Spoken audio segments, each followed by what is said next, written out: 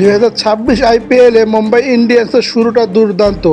দীর্ঘ 1 বছর পর মুম্বাই ইন্ডিয়ান্সের জার্সিতে খেলতে নেমে রোহিত শর্মার ব্যাটিং তাণ্ডব। 78 রানের মহাগুরুত্বপূর্ণ ইনিংস খেলেছে, সেই সাথে ওপেনিংয়ে 168 রানের পার্টনারশিপ রসিল টংয়ের সাথে। দুর্দান্ত ব্যাটিংটা করেছেন রোহিত শর্মা ও মুম্বাই ইন্ডিয়ান্সের আরেক ওপেনার রসিল টং। দুইজনে মিলে দুর্দান্ত শুরু করে 221 রানের পাহাড় সমান লক্ষ্যমাত্রাকে সহজভাবে অতিক্রম করে ম্যাচটি জিতে যায়। অপরদিকে কলকাতার বোলাররা নাজেহাল। কি বাজে বোলিংটাই করছেন তারা।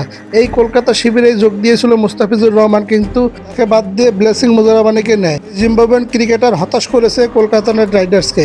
3 ওভারে মাত্র 34 রান খরচায় উইকেটের দেখা পাননি তিনি। কলকাতার বোলার সুনীল নারিন ও বরুণ চক্রবর্তী কেউ ভালো বল করতে পারেননি। ফলাফল এই ম্যাচটি কলকাতা হেরে যায় মুম্বাইয়ের কাছে। প্রথমে ব্যাট করে অবশ্য পাহাড় সমান রান করেছিল কলকাতার ব্যাটাররা। রঘুবংশী ও ক্যাপ্টেন রাহানে দুর্দান্ত ইনিংস খেলেছে।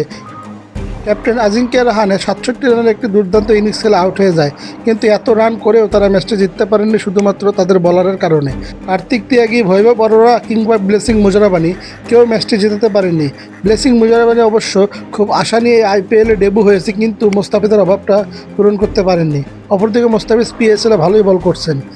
শুরুর ম্যাচটা মুম্বাই কলকাতাকে হারিয়ে দুর্দান্তভাবে ম্যাচটি জিতে যায়। বিশেষ করে রোহিত শর্মা এবং ওপেনিংয়ে নামা রসিল টং দুর্দান্ত ব্যাটিং করে ম্যাচটি খুব সহজভাবে জিতে যায় মুম্বাই ইন্ডিয়ান্স। কলকাতার এই বাজে পারফরম্যান্স অনবদ্যই থাকবে, কেননা তাদের বলার খুবই বাজে। প্রতিটা বলারই ইকোনমি 10, 12 কিংবা 13 করে দিয়েছে। দীর্ঘ 14 সিজন পর আইপিএলে প্রথম ম্যাচে জয়ের দেখা পায় মুম্বাই ইন্ডিয়ান্স।